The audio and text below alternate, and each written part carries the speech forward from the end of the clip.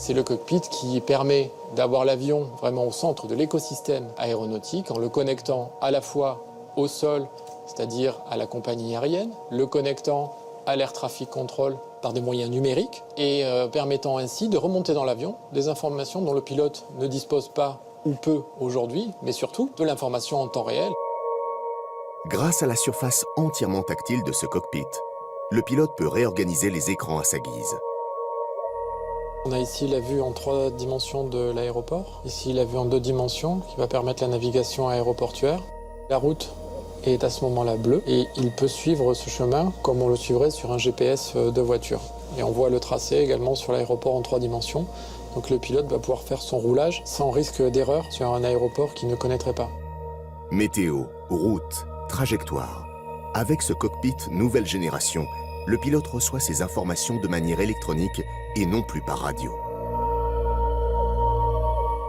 Le bénéfice du message écrit est qu'il va réduire considérablement le risque d'erreur dans la transcription entre quelqu'un qui donne un ordre par la voix, par un système qui est un système radio, dont la qualité peut être différente d'un endroit à l'autre selon les systèmes. C'est également pouvoir passer outre les barrières de type langage, les accents par exemple. Donc c'est s'assurer que l'information qui est envoyée par le contrôle aérien est bien reçue par le pilote. La connectivité que l'on amène dans le cockpit va donner au pilote la capacité d'avoir une meilleure prise de décision.